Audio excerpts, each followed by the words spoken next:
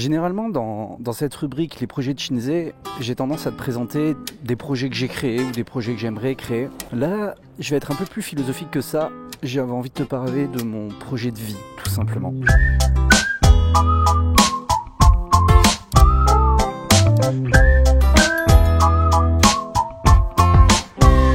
En fait, je me rends compte que dans toutes les vidéos que je vous partage, je vous donne beaucoup d'outils, de principes, de concepts, et que le pire, ce sont des outils vraiment réels que j'utilise vraiment dans ma vie au quotidien, mais qui m'ont servi surtout justement à visualiser mon projet de vie. En fait, mon projet de vie, il n'est pas de rouler sur l'or, d'avoir une grosse maison et une grosse voiture. Il n'est pas non plus de passer mon temps à rien foutre les doigts de pied en éventail au bord d'une piscine.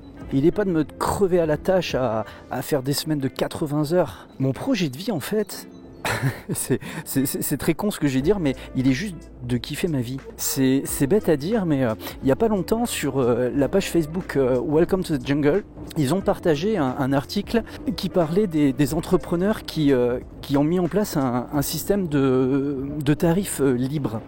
En gros, c'est le client qui paye ce qu'il veut en fait. Et alors forcément, il y a tout le monde qui a crié au scandale, il y a tout le monde qui sont venus se foutre de la gueule des gens, etc.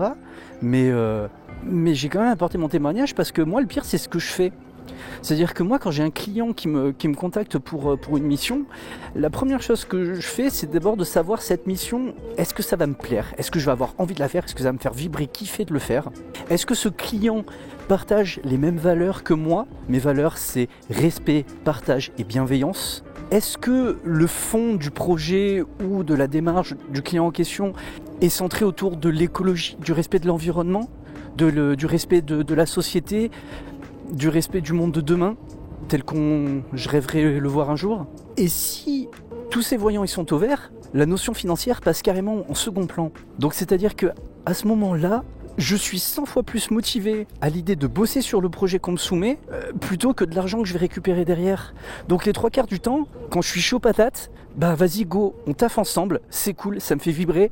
Même pas un devis machin, rien à foutre. Je fais d'abord, tu sais quoi, après on verra plus tard. Et très souvent, la valeur perçue par le client est largement à la hauteur, si ce n'est même au-delà de ses espérances. Et en le laissant lui payer le service à hauteur de ce qu'il estime, depuis que je fais ça, j'ai fait un calcul vraiment, en l'espace de 2 ans, je gagne à peu près 2 à 3 fois plus en bossant à peu près 5 fois moins. Alors pour ceux qui vont être très carrés, psychorigides sur les chiffres, etc., on va faire un exemple tout simple. Si jamais tu bidouilles un peu l'informatique, ça t'est jamais arrivé d'avoir un oncle ou un voisin ou autre qui vient te chercher, qui dit « Ah petit, je suis un peu en galère avec mon ordinateur, il y a l'antivirus machin, le disque a cramé, je sais pas quoi. »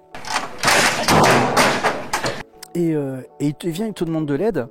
Et toi, tu passes tes journées à bidouiller sur ordinateur, ça te fait kiffer de faire ça. Que du coup, au final, le travail que tu vas lui fournir, toi, c'était juste un kiff, c'était juste un plaisir. Au pire, tu sais quoi, il te paye un coca, tu serais content. Et lui, la personne en face, tu lui sors tellement une épine du pied grosse comme ça que, pouf, le gars, il est comme un ouf. Et il te lâche un putain de gros billet. Et ça, c'est ça en fait que j'ai voulu mettre en place dans ma vie et que j'ai réussi à mettre en place dans ma vie. Et j'ai un exemple réel que je peux te partager. Il y a 2 ans de ça, une des ESN avec qui je travaille m'appelle et m'explique le cas d'un client à eux, un très gros client qui gère un réseau informatique dont les systèmes, les infras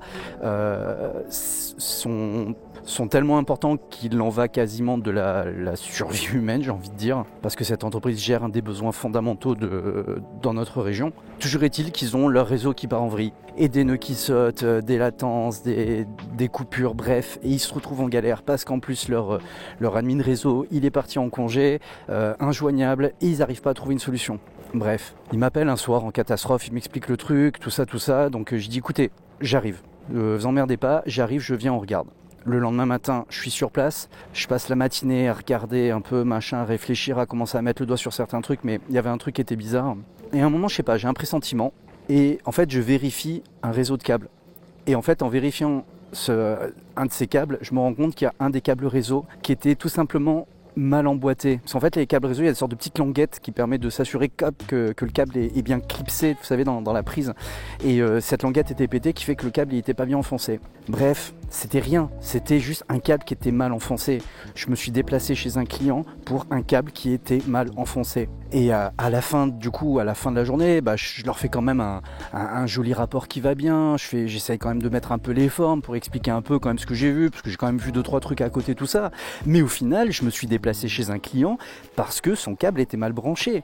Alors du coup, je fais quoi en termes de facturation, machin, tout ça, et le client lui-même, il m'a dit, écoutez, moi tout ce que je vois, c'est que vous êtes venu ce matin, il n'y a rien qui marchait, on était en panique et ça pouvait monter quasiment au niveau ministériel, voire plus, et là vous repartez, il y a tout qui remarche nickel. Il m'a dit, pour moi le boulot il est fait. Donc il m'a dit, vous me facturez la journée, machin, il n'y a pas de souci, etc. Donc en gros, voilà, je me suis pris 500 balles pour avoir bien rebranché un câble qui n'était pas bien enfoncé, basta. C'est pour ça qu'on en vient à cette histoire de valeur perçue, mais pour ça que même le gars, il m'aurait dit, écoutez, là, juste pour un câble, je vous file 100 balles. Moi j'étais content parce que ça me faisait kiffer de le faire, c'était quand même un truc important, c'était de l'ordre du sanitaire, le principe de la valeur perçue. Donc du coup, pour en revenir à cette histoire de projet de philosophie de vie. En fait, je me suis mis en place cette vision que me disait Japs depuis qu'on se coach mutuellement. Cette philosophie, c'est est-ce que tu aimes ce que tu fais au point où tu serais prêt à le faire gratuitement? Si la réponse est non, alors change. Et du coup, c'est ce que je fais maintenant. Je ne fais que ce que j'aime. Et je ne fais que des choses que je serais prêt à faire gratuitement. Mais le pire, c'est que ces choses, au bout d'un moment, valent de l'argent. C'est ce qu'il disait Roman Frécinet dans une de ses phrases. Fais ce que tu aimes et fais-le gratuitement et fais-le jusqu'à ce que ça te rapporte de l'argent. Et depuis que j'ai mis ça en place...